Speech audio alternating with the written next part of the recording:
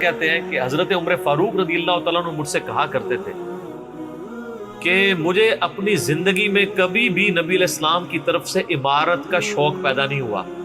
یعنی وہ کہتے تھے میری ایک یعنی زندگی میں جو عمارت والا معاملہ ہے میں اس سے دور ہی بھاگتا ہوں. آپ کو پتہ ہے نا حضرت ابوبکر کا بھی جب یہ مشورہ شروع کیا تو حضرت عمر نے سب سے پہلے کہا کہ جی مجھے تو ہم معافی رکھیں, باقیوں میں سے کوئی مشورہ کر لے, میں جو بھی مسلمان راضی ہو جائیں گے. حضرت ابوبکر نے بھی سب سے مشورہ کیا, حضرت عمر سے نہیں کیا. اور سب سے مشورہ کیا کہ اس کو کر دوں, تو سب نے کہا ٹھیک ہے. جب اناؤنسمنٹ کی تو حضرت عمر نے کہا کہ بھی آپ نے مجھ سے مشورہ, ان کا مجھے پتا تھا تم نے تو ماننا ہی نہیں ہے, بس اب اس کو مسلمانوں کے مشورے کو قبول کرو. تو حضرت عمر کی ایک طبیعت میں ایک عاجزی والا معاملہ تھا, اور آپ دیکھ لیں کہ یہی عاجزی ہے جو ان کو ایمان کی طرف لے آئی ہے. نبی علیہ السلام کی ترمذی میں دعا ہے نا, اے اللہ عمر ابن حشام اور عمر ابن خطاب میں سے ایک کو اسلام کی دولت دے. ابو جہل کو کیوں نہیں ملی؟ میں آپ کو ایک ہی فرق ایک ہی بندے کی زبانی بتا دیتا ہوں. حضرت عبداللہ ابن مسعود کہتے ہیں, صحیح بخاری میں آتا ہے کہ جب اس مرنے کے قریب تھا, دو بچوں نے اس کو قتل کر کے نیچے گرایا, بھی اس کی رمق باقی تھی, تو میں اس کی جب گردن کاٹنے کے لیے اس کے سینے پہ چڑھا تو مجھے کہنے لگا کہ تم ایک یعنی کم ذات کے آدمی نے ایک بہت بڑی سواری کے اوپر سوار ہوا ہے اور میری گردن کو نیچے سے کاٹنا تاکہ سردار کی گردن نظر آئے. یہ اکڑ آخری وقت میں نہیں جا رہی ہے, ٹھیک ہے. اور دوسری طرف آپ حضرت عمر فاروق رضی اللہ تعالیٰ عنہ کو دیکھیں کہ بلال حبشی کو کہہ رہے ہیں, صحیح بخاری میں حدیث ہے کہ ابو بکر ہمارے سید ہیں جنہوں نے ہمارے سید بلال کو آزاد کروایا. عرب کے بنو عدی کا سردار ایک حبشی کو, یہ آپ امیجن ہی نہیں کر سکتے آج کہ خاندانی وہاں پہ نظام, قریش تو اپنے برابر کسی کو سمجھتے نہیں تھے, سیدنا بلال کہتے. اور ایک دفعہ جب ابو جہل پٹائی کر رہا تھا عبداللہ ابن مسعود کی, دھکا مار کے چلا گیا. یہ سب کچھ عمر سیریز میں فلمایا قطر والا. تو وہ اب وہ نیچے گرے پڑے ہوئے ہیں, حضرت عمر وہاں سے گزر رہے ہوتے ہیں, ابھی اسلام نہیں قبول کیا. تو وہ ہاتھ پکڑ کے اسے اٹھاتے ہیں, تو عبداللہ بن مسعود کی زبان سے نکل جاتا ہے کہ واللہ تم ان دونوں میں سے بہتر.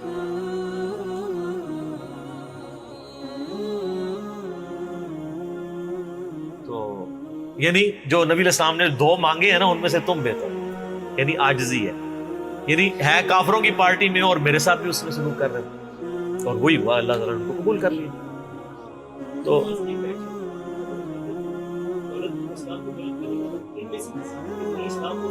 ہاں یہ بھی یہ دو علیحدہ حدیث ہیں, دو علیحدہ, ترمذی میں دونوں روایتیں.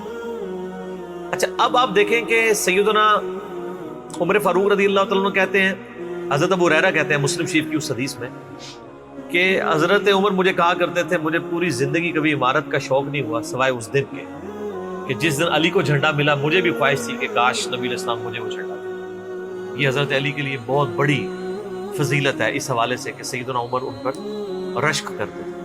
باقی ایک سنن کبریٰ البیہقی میں من گھڑت روایت ہے کہ حضرت عمر کہا کرتے تھے, وہ جو ایک بڑی مشہور بیان کر رہے ہوتے ہیں کہ جی وہ ستاروں کے برابر کس کی نیکی ہیں. حضرت عائشہ نے پوچھا ان کا بھی تیرے باپ کی ہیں, تو حضرت عمر کی ہیں, تو پوچھا کہ میرے باپ کی, ان کا بھی ان کی تو ایک نیکی جو ہے وہ غار ثور کی سب پہ بھاری ہے. اس حدیث کو شیخ البانی نے, شیخ زبیلی زئی صاحب نے, دونوں نے لکھا ہے یہ موضوع حدیث ہے, وضع کی گئی حدیث ہے, لیکن یہ ہمارے مسلمانوں کے بچے کو یاد ہے. جعلی حدیث ہے, ضعیف نہیں سر, گھڑی ہوئی حدیث ہے. اور جو مسلم شریف کی حدیث تھی وہ ہم نے آگے ایکسپلور کیا کہ حضرت عمر کہتے تھے مجھے علی پر رشک کہ مجھے وہ جھنڈا نہیں ملا اور علی کو ملا.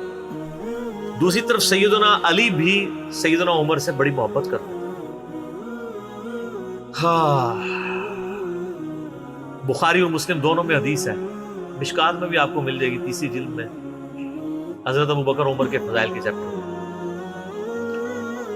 عبداللہ ابن عباس کہتے ہیں کہ سیدنا عمر کی میت رکھی ہوئی تھی اور لوگ ان کی میت پہ رو رہے تھے اور اپنے اپنے انداز میں ان کے اوپر سلام پیش کر رہے تھے کہ آپ کی وجہ سے اللہ نے اسلام کو اتنا عروج دیا, رومن اور پرشین امپائر گر گئی, یرموک اور قادسیہ میں اللہ نے مسلمانوں کو فتوحات دی.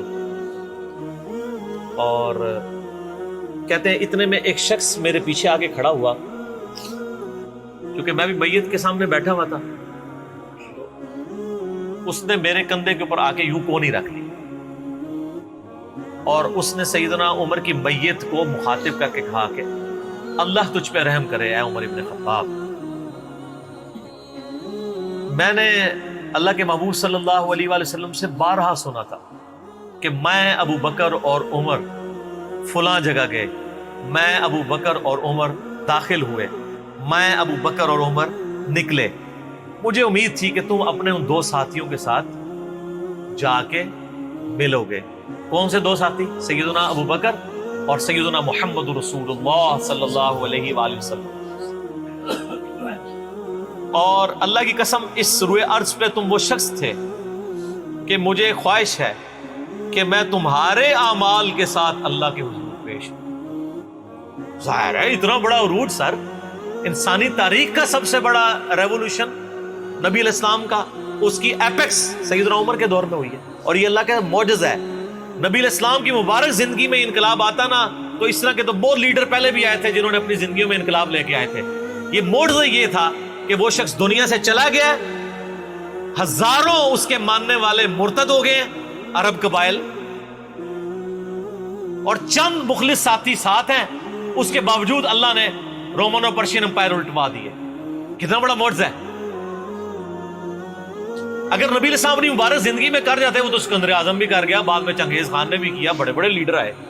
یہ ڈفرنس، ایک یہ ڈفرنس، اور دوسرا ڈفرنس یہ کہ نبی علیہ السلام نے اپنی وفات کے بعد 10 سال بعد، 20 سال بعد، 30 سال بعد، 50 سال بعد، ایون 500 1000 سال بعد ہونے والے واقعات کو بھی بیان فرما دیا کہ یہ ہوگا.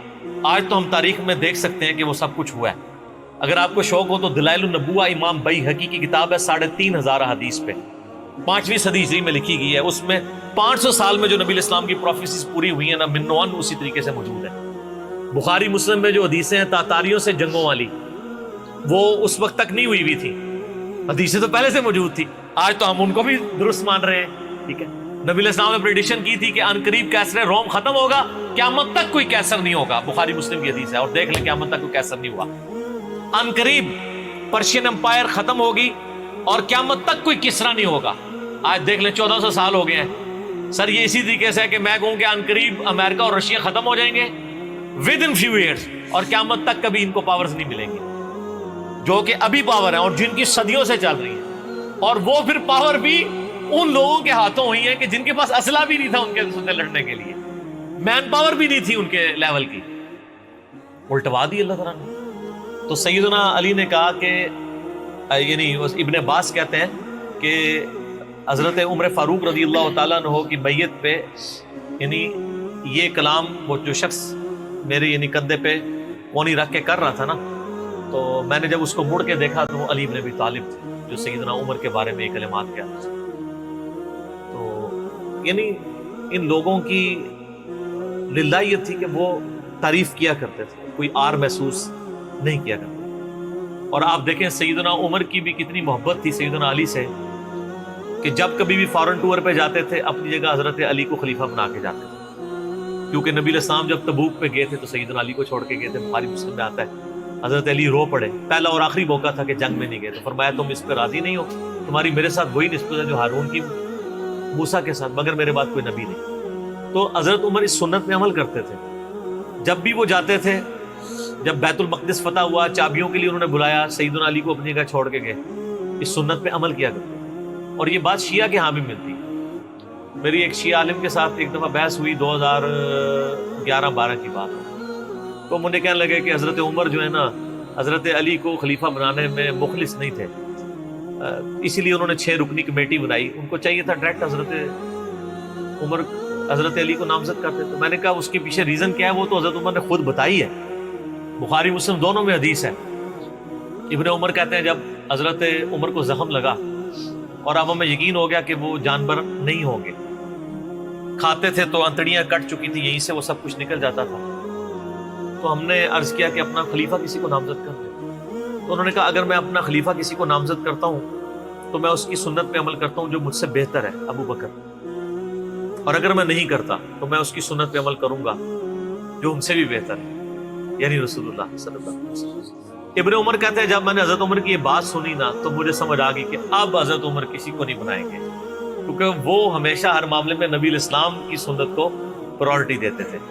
اور وہی ہوا کہ انہوں نے کہا کہ میں 6 رکنی کمیٹی بنا رہا ہوں. بخاری کے اور مسلم کے الفاظ ہیں کہ میں اپنے بعد اس امر خلافت میں ان 6 بندوں سے زیادہ کسی کو اہل نہیں سمجھتا جن سے رسول اللہ صلی اللہ علیہ وآلہ وسلم اپنی وفات تک راضی رہے. اور فرمایا علی، عثمان، طلحہ، زبیر، عبد الرحمن بن عوف، سعد ابن ابی وقاص. اچھا یہ کون ہے؟ عشرہ مبشرہ ہیں. عشرہ مبشرہ میں سے یہ 6 بندے باقی تھے اور ایک 7واں بھی تھا. اس کا نام اس نے لیا کہ ان کا بہنوئی تھا، سعید ابن زید. وہ تو معاویہ کے دور میں جا کے فوت ہوئے ہیں نا. سعید ابن زید تو بہت بعد میں فوت ہوئے. اور اسی بخاری میں الفاظ ہیں کہ عبداللہ بن عمر کو مشورے میں ضرور شامل کرنا لیکن اس کو کوئی خلیفہ نہ چنے.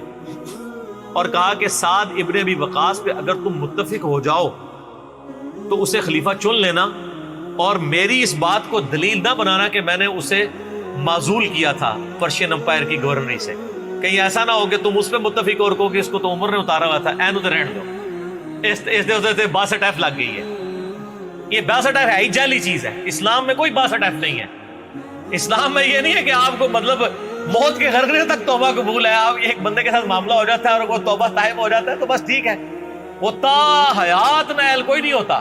اسلام میں کوئی تا حیات نہیں ہے. اللہ تعالیٰ کے ساتھ گستاخی کرنے والے کے لیے بھی جامعہ ترمذی میں حدیث ہے کہ موت کے غرغرے تک جو ہے وہ توبہ کا دروازہ کھلا ہوا ہے، موت کے غرغرے سے پہلے. تو 62 ایف نہ لگا دینا اس پہ. وہ ایک معاملہ تھا، وہ حضرت عمر کسی کو 4 سال زیادہ گورنر رہنے نہیں دیتے تھے، انہوں نے ان کو ہٹا دیا.